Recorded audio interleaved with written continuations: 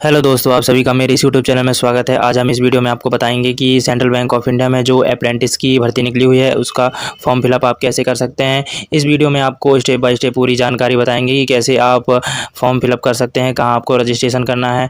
ठीक है, तो वीडियो को लास्ट तक बनी रहिएगा। वीडियो अच्छा लगे तो वीडियो को लाइक एंड शेयर करिएगा। चलिए वीडियो को स्टार्ट करते हैं। तो वीडियो के डिस्क्रिप्शन में आपको एक नोटिफिकेशन का लिंक मिल जाएगा, वहाँ से आप इसको नोटिफिकेशन को डाउनलोड करेंगे। आप यहाँ पे देख सकते हैं कि सेंट्रल बैंक ऑफ इंडिया का जो है 22 जून लास्ट डेट है और एप्लीकेशन फ़ीस जो है यहाँ पे 22 जून तक आप भर सकते हैं। एग्जामिनेशन जुलाई के फर्स्ट वीक में आपका एग्जामिनेशन होगा।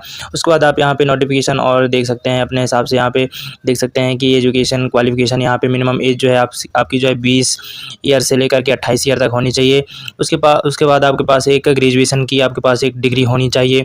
ये जो जॉब है ये जो है 12 मंथ की वैलिडिटी होती है, यानी 1 साल की वैलिडिटी होती है। 1 साल तक आप इसको कर सकते हैं, परमानेंट जॉब नहीं है। कैटेगरी वाइज आप यहाँ पे रिलैक्सेशन देख सकते हैं। ठीक है, यहाँ पे आप देखेंगे कि ऑनलाइन एग्जामिनेशन होगा। ठीक है, इसमें अलग अलग सब्जेक्ट्स से क्वेश्चन आएंगे, जिसमें 100 क्वेश्चन रहेंगे, 100 मार्क्स के रहेंगे और आपको 60 मिनट का टाइम दिया जाएगा। इसमें अलग अलग सब्जेक्ट के लिए अलग अलग लैंग्वेज आप देख सकते हैं, लोकल लैंग्वेज। इस एग्ज़ाम में नो नेगेटिव मार्किंग, यानी कि नो मतलब नेगेटिव मार्किंग होगा ही नहीं। ठीक है, इसमें आप सारे क्वेश्चन अटैम्प्ट कर सकते हैं। ठीक है, तो इसमें कोई नेगेटिव मार्किंग नहीं है, इन्होंने अपने नोटिफिकेशन में जारी कर दिया है। ठीक है, उसके बाद आप अपने इस नोटिफिकेशन को और डिटेल्स में आप यहाँ पे पढ़ सकते हैं। स्टाइपेंड आप यहाँ पे देख सकते हैं कि 15,000 आपको पर मंथ स्टाइपेंड मिलेगा और इसके अलावा आपको यहाँ पे कोई अदर अलाउंस नहीं मिलेगा। ठीक है, यहाँ पे लिखा है कि नॉट एलिजिबल हैं। ठीक है, तो इसके बाद आप यहाँ पे और डिटेल्स यहाँ पे देख सकते हैं कि फ़ीस स्ट्रक्चर देख सकते हैं कि टोटल फ़ीस मिला करके यहाँ पे जनरल OBC WS मेल का जो है 944 बनता है, फीमेल का 708 बनता है और यहाँ पे ST SC का जो है यहाँ पे 236 रुपये यहाँ पे फीस पेमेंट करना पड़ेगा। एप्लीकेशन फ़ीस यहाँ पे लग रहा है। ठीक है, उसके बाद यहाँ पे देख सकते हैं स्टेट वाइज यहाँ पे वैकेंसीज आप देख सकते हैं कि किसी स्टेट में कितना है। मध्य प्रदेश में यहाँ पे देख सकते हैं कि 459 टोटल वैकेंसीज आई हैं। डिस्ट्रिक्ट वाइज सीट भी आप देख सकते हैं कि किस डिस्ट्रिक्ट में कितना सीट है, यहाँ पे चेक कर सकते हैं। अलग अलग राज्य के अलग अलग डिस्ट्रिक्ट से आप सिलेक्ट कर सकते हैं। उसके बाद यहाँ पे देख सकते हैं कि किस राज्य में कौन सी लैंग्वेज यहाँ पे लोकल लैंग्वेज बोली जाती है, उससे आप यहाँ पे पढ़ सकते हैं। इस तरह से आप यहाँ पे नोटिफिकेशन को डिटेल में पढ़ लीजिएगा। चलिए वीडियो को स्टार्ट करते हैं। फॉर्म फिलअप कैसे करते हैं इसकी जानकारी हम आपको देते हैं। आपके डिस्क्रिप्शन में वीडियो डिस्क्रिप्शन में एक लिंक दिया हुआ है, उस पर आप क्लिक करके ऑफिशियल वेबसाइट पर आ जाएंगे। ऑफिशियल वेबसाइट पर आने के बाद आप यहाँ पे देख सकते हैं कि लेफ्ट साइड में यहाँ पे click for registration on NATS, तो इसमें आपको रजिस्ट्रेशन करना है। उसके बाद VFSI SSC की वेबसाइट पर आपको रजिस्ट्रेशन करना है। तो ये दो जगह आपको रजिस्ट्रेशन करके फॉर्म फिलअप कर सकते हैं। तो NATS की वेबसाइट पे आ जाते हैं। उसके बाद आप यहाँ पे देख सकते हैं 2 ऑप्शन खुलते हैं।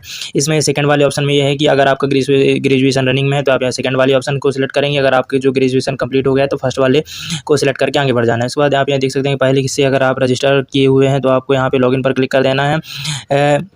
ईमेल पासवर्ड डाल के लॉगिन कर लेना है। हमने यहाँ पे पहले कभी नहीं किया, इसलिए हम पहले रजिस्ट्रेशन कर लेते हैं। रजिस्ट्रेशन करने के लिए आपके पास यहाँ पे देख सकते हैं कुछ डॉक्यूमेंट्स होनी चाहिए, जैसे आपके पास एक पर्सनल ईमेल आईडी होनी चाहिए।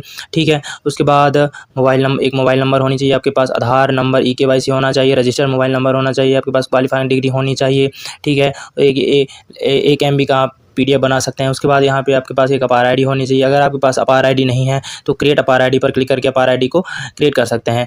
इसका लिंक मैं आपको वीडियो के डिस्क्रिप्शन में दे दूंगा, आप वहाँ से जा कर के अपार ID बना सकते हैं। ठीक है, उसके बाद आप सभी अगर डॉक्यूमेंट्स हैं तो आपको यहाँ पे यस पर क्लिक कर देना है। जैसे ही आप यहाँ पे यस पर क्लिक कर देते हैं तो आपके सामने यहाँ पे स्टेप 2 ओपन हो जाता है, जिसमें आपको रजिस्ट्रेशन करना है। ठीक है, मोबाइल नंबर आपको यहाँ फिल कर लेनी है। उसके बाद ईमेल ID डाल लेनी है। कैप्चा को फिल करेंगे, सेंड OTP पर क्लिक कर देंगे। ठीक है, सेंड OTP पर हम यहाँ पे क्लिक कर देते हैं। कैप्चा डाल के सेंड OTP पर क्लिक कर देते हैं। ईमेल और मोबाइल नंबर दोनों पे आपके OTP सेंड कर दिया जाएगा। OTP को यहाँ फिल कर लेना है। फिल करने के बाद वेरीफाई OTP पर क्लिक करके अपने OTP को वेरीफाई कर लेना है। उसके बाद स्टेप 3 में EKYC वेरिफिकेशन होता है। उसमें यहाँ पे आपको अपना आधार नंबर फिल करना है। आधार नंबर फिल करने के बाद री इंटर आधार नंबर करके कैप्चा डाल के सेंड OTP पर क्लिक कर देना है। तो हम यहाँ पे अपनी जानकारी को यहाँ पे फिल कर लेते हैं। फिल करने के बाद सेंड OTP पर हम क्लिक कर देते हैं। तो आप देख सकते हैं कि आपके सामने एक डिक्लेरेशन आ जाता है, इसको आप अच्छे से पढ़ लीजिएगा।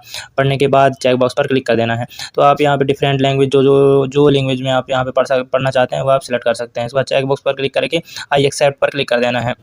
एक्सेप्ट पर क्लिक करेंगे तो आपके रजिस्टर्ड मोबाइल नंबर पे OTP जाएगा। OTP को एंटर करके यहाँ पे वेरीफाई कर लेना है। सक्सेसफुली वेरीफाई हो जाएगा। उसके बाद स्टूडेंट रजिस्ट्रेशन का यहाँ पे ऑप्शन आ जाएगा। उसके बाद यहाँ पे देख सकते हैं कि अगर आपने पहले कभी अप्रेंटिस किया है तो यस पर क्लिक करेंगे, अन्यथा नो पर क्लिक करके आगे बढ़ेंगे। आपके पास 1 ईयर एक्सपीरियंस अगर हुआ है तो यस पर क्लिक करना है, वरना नो पर क्लिक कर देना है। आपने ग्रेजुएशन किस स्ट्रीम से किया है, यहाँ पे आप देख सकते हैं रेगुलर किया है, प्राइवेट किया है, वो सिलेक्ट कर लेना है। आपका नाम यहाँ पे शो हो जाएगा, डेट ऑफ बर्थ आ जाएगी, यहाँ पे जेंडर आ जाएगा। आपको यहाँ पे अपनी कैटेगरी जो है यहाँ पे सिलेक्ट कर लेनी है। कैटेगरी सिलेक्ट करने के बाद आधार नंबर फिल है, उसके बाद यहाँ पे आपका इंस्टीट्यूट किस स्टेट में है उसको सिलेक्ट कर लेना है। आपकी जो इंस्टीट्यूट है किस डिस्ट्रिक्ट में पड़ती है वो भी आपको यहाँ पे डाल लेनी है। डालने के बाद आप यहाँ पे नीचे स्क्रॉल करिएगा। नीचे स्क्रॉल करते हैं तो आपकी जो इंस्टीट्यूट है यहाँ पे आपको अपने इंस्टीट्यूट जो है सिलेक्ट कर लेनी है, ठीक है। अगर यहाँ पे नहीं आती है तो ऊपर कॉन्टैक्ट अस पर आप क्लिक करके यहाँ पे आप रिपोर्ट कर सकते हैं, ठीक है। तो हम यहाँ पे चेक कर लेते हैं कि हमारी इंस्टीट्यूट है कि नहीं। तो हमारी इंस्टीट्यूट यहाँ पे मिल जाती है। उसके बाद आपको यहाँ पे अपनी एजुकेशन जो है डिटेल यहाँ पे फिल कर देनी है कि आपने ग्रेजुएशन किया है या फिर डिप्लोमा किया है। तो ग्रेजुएशन सेलेक्ट कर लेते हैं। उसके बाद कोर्स अपने बी फार्मा या फिर जो भी बैचलर डिग्री की है तो आप उसको सिलेक्ट कर लेते हैं, ठीक है। बीएससी किया है तो बैचलर सेलेक्ट कर लेंगे।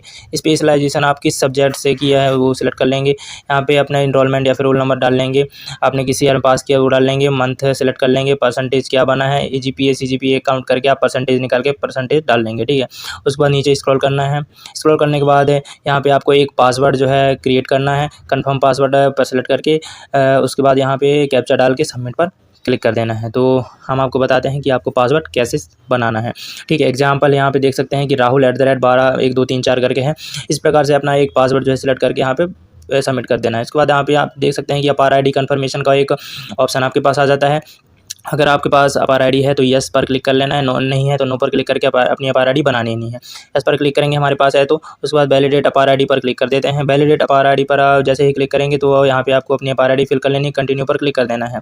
कंटिन्यू पर क्लिक करेंगे तो आपके पास आपके अपार ID में रजिस्टर मोबाइल नंबर में OTP भेजा जाएगा। OTP को फिल करके अपडेट कर लेनी है। उसके बाद यहाँ पे जो डिटेल्स हैं इसको आप देख सकते हैं कि आप जानकारी शेयर करना चाहते हैं तो कंटिन्यू पर क्लिक कर देना है, ठीक है। ये जो जितनी जानकारी शेयर करना चाहते हैं कंटिन्यू पर क्लिक करके कंटिन्यू कर देना है। तो आपकी आधार से अपार ID से आधार से जो रिलेटेड जो जानकारी है वो यहाँ पे आ जाती हैं। तो बेसिक डिटेल्स यहाँ पे भरनी है, एजुकेशन डिटेल भरनी है, कम्युनिकेशन इन्फॉर्मेशन, ट्रेनिंग प्रेफरेंस यहाँ पे आपको भरनी पड़ेगी, ठीक है।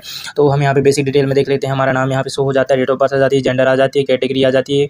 उसके बाद यहाँ पे आपको अपना मदर नेम यहाँ पे सिलेक्ट करना है, फादर नेम सिलेक्ट करना है, आधार नंबर, आप माइनॉरिटी कम्युनिटी से बिलोंग करते हैं तो यस करना है, वरना नो पर क्लिक करके आगे बढ़ जाना है। यहाँ पे आपको इनकम सेलेक्ट करनी है। ईमेल ID मोबाइल नंबर यहाँ पे शो हो जाता है। आपके पास कोई डिसेबिलिटी तो नहीं है तो यस पर क्लिक करना है, अन्यथा नो पर क्लिक करके सेव एज ड्राफ्ट पर क्लिक कर देना है, ठीक है। सेव एज ड्राफ्ट पर हम क्लिक कर देते हैं तो हमारी जो बेसिक डिटेल्स यहाँ पे फिल हो जाती है।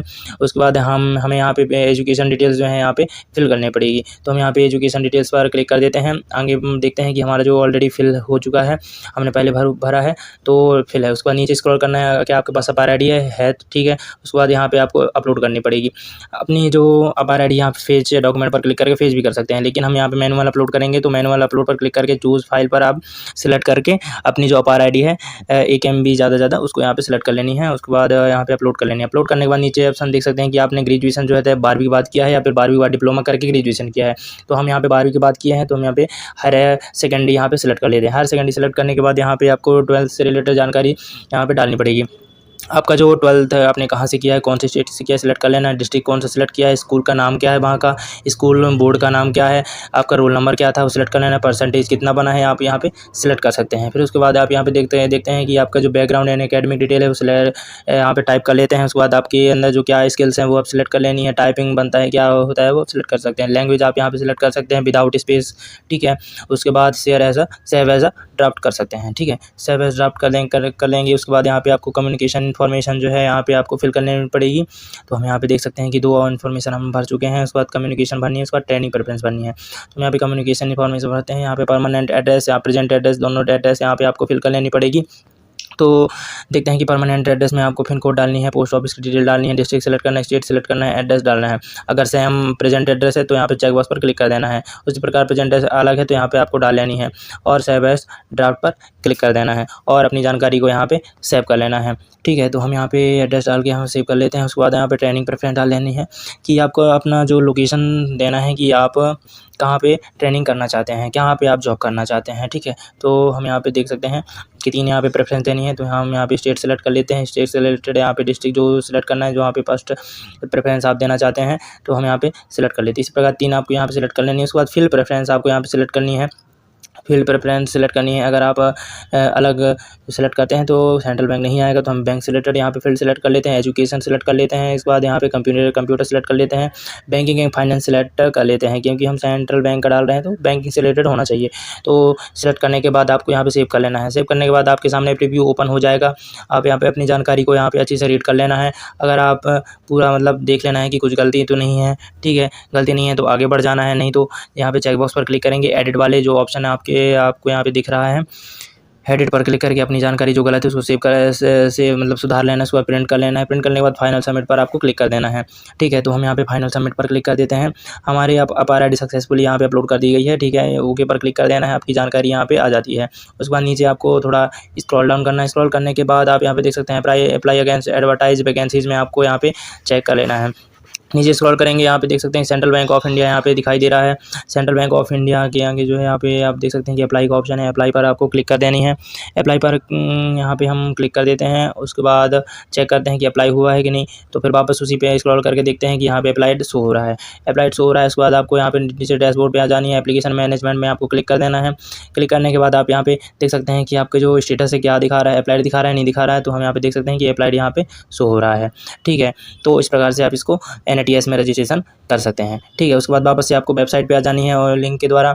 उसके बाद हमने NATS में तो रजिस्ट्रेशन कर लिया, उसके बाद आपको BFSI SSC की वेबसाइट पर आपको रजिस्ट्रेशन करना है। यहीं से आपको फीस पेमेंट कर सकते हैं, ठीक है। तो हम यहाँ पे आ जाते हैं इसकी साइट पर। अगर आप पहले से मतलब रजिस्टर कर चुके हैं तो लॉगिन कर लेना है। अगर नहीं किए हैं तो आपको सर्च करना है BFSI रजिस्ट्रेशन कर लेना है। रजिस्टर सर्च करेंगे। सर्च करने के बाद आपके सामने पहली लिंक जो आ जाएगी उस पर आपको क्लिक कर देना है। क्लिक करने के बाद रजिस्टर एज अ कैंडिडेट के रूप में आपको यहाँ पे सिलेक्ट कर लेनी है, ठीक है। आ जाएगा तो रजिस्ट्रेशन करना है। तो आप यहाँ पे देख सकते हैं कि अपना जो फुल नेम सिलेक्ट करना है, डालना है, ईमेल डालनी है, मोबाइल नंबर डालनी है, आपको एक पासवर्ड क्रिएट करना है। क्रिएट करने के बाद सेव ऑप्शन पर आपको क्लिक कर देना है। सेव ऑप्शन पर आप यहाँ पे क्लिक कर देना है। तो हम यहाँ पे जानकारी जो है फिल करके इसको सेव कर लेते हैं। सेव करने के बाद आपके ईमेल में एक लिंक सेंड कर दिया जाएगा। उस ईमेल को यहाँ पे आपको लिंक को टच कर लेना है और अपनी जो वो है ईमेल आईडी उसको वेरीफाई कर लेना है। वेरीफाई जब हो जाएगा तो यहाँ पे आपको अपनी कैंडिडेट लॉगिन पर क्लिक करके अपनी ईमेल आईडी पासवर्ड डालकर यहाँ पे लॉगिन कर लेना है। अगर जब तक आप ईमेल पर लिंक आया उसको टच नहीं करेंगे तो यहाँ पे लॉगिन नहीं होगा, ठीक है। तो इस तरह से आप यहाँ पे लॉगिन कर सकते हैं। इसके बाद लॉगिन करने के बाद आप यहाँ पे देखेंगे कि ऐसा डैशबोर्ड आपके पास ओपन हो जाएगा। इसमें आपको यहाँ पे अपनी फ़ोटो अपलोड करनी है। उसके बाद पर्सनल डिटेल्स यहाँ पे साझा करनी है कि आधार कार्ड डालनी है, डेट ऑफ बर्थ डालनी है, एज अपने आप कैलकुलेट हो जाएगा, जेंडर सेलेक्ट करनी है, मैरिटल स्टेटस डालनी है, PW स्टेटस डालनी है, कास्ट कैटेगरी डाल लेनी है। तो अपनी डिटेल जो है यहाँ पे फिल कर लेनी है। उसके बाद आप यहाँ पे देख सकते हैं इंग्लिश फ्लुएंसी लेवल यहाँ पे सिलेक्ट करनी है, इंग्लिश आप कितना जानते हैं। उसके बाद यहाँ हम बेसिक जानते हैं, हम यहाँ पे रीड कर सकते हैं, राइट कर सकते हैं, लेकिन हम बोल नहीं पाते, तो यहाँ पे नो पर क्लिक कर देंगे, ठीक है। उसके बाद हिंदी सेलेक्ट कर लेते हैं, हिंदी आपके कैसा जानते हैं। उसके बाद एडवांस लेवल पर जानते हैं हम, तो यहाँ पे यस कर देंगे कि हम लिख भी सकते हैं, पढ़ भी सकते हैं और बोल भी सकते हैं, ठीक है। तो ये तीनों सेलेक्ट कर लेनी है। उसके बाद यहाँ पे अपनी लोकल लैंग्वेज सेलेक्ट कर लेनी है, जो कि लोकल लैंग्वेज हमारी हिंदी है। तो हिंदी के बारे में हम यहाँ पे जो चीज़ जानते हैं कि रीड कर सकते हैं, राइट कर सकते हैं, स्पीक कर सकते हैं, या तो ये आपको यहाँ पे भर लेनी है। उसके बाद आपको यहाँ पे एजुकेशन डिटेल डालनी है, ग्रेजुएशन हमने किया है तो आपकी जो मार्कशीट कब आई है उसका यहाँ पे डेट डाल लेना है कि मार्कशीट का डेट कब है। आप यहाँ पे रनिंग में क्या कर रहे हैं, कि आप PG कर रहे हैं कि नहीं कर रहे हैं, तो कर लें, अपने अकॉर्डिंग सेलेक्ट करना है। कॉलेज का नाम यहाँ पे डाल लेना है। अगर आपके पास एक्स्ट्रा स्किल सर्टिफिकेट है कोई, तो यहाँ पे आपको उसको डाल लेनी है। अपलोड करके ऐड मोर पर क्लिक करके अपलोड कर देना है। उसके बाद यहाँ पे आपको अपना एड्रेस डिटेल फिल कर लेनी है कि आपका जो एड्रेस क्या है, ठीक है।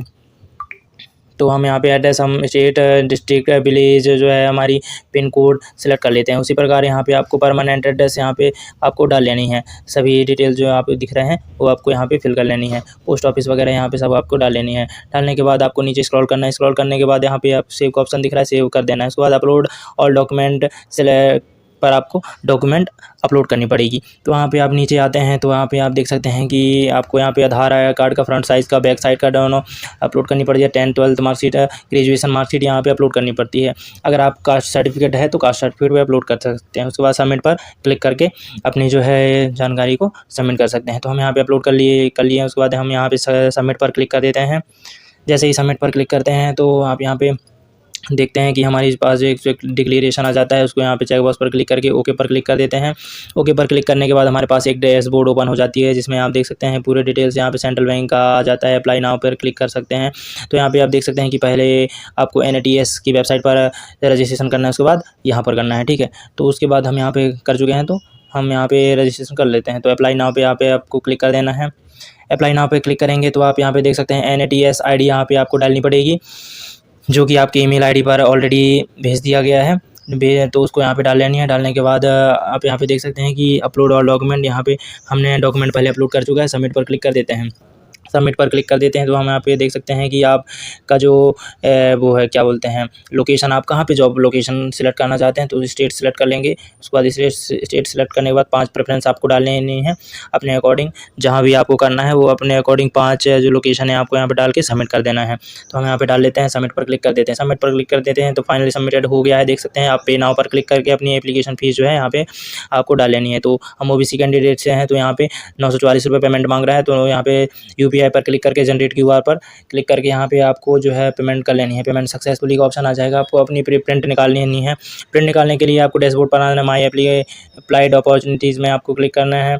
क्लिक करने के बाद आप यहाँ पे देख सकते हैं कि लास्ट में आपको यहाँ पे ग्रीन कलर में एप्लीकेशन फॉर्म दिख रहा है, उसको यहाँ पे आपको डाउनलोड कर लेना है सेलेक्ट करके, ठीक है। तो इस तरह से आप इसको डाउनलोड कर सकते हैं। इस तरह से आप सेंट्रल बैंक अप्रेंटिस का जो है फॉर्म अप्लाई कर सकते हैं। इस वीडियो से रिलेटेड जो भी डाउट्स हो तो आप कमेंट बॉक्स में हमें कमेंट कर सकते हैं। और वीडियो अगर अच्छा लगा हो तो वीडियो को लाइक करें और ऐसे ही लेटेस्ट वीडियो के लिए हमारे चैनल को सब्सक्राइब करें। Thank you.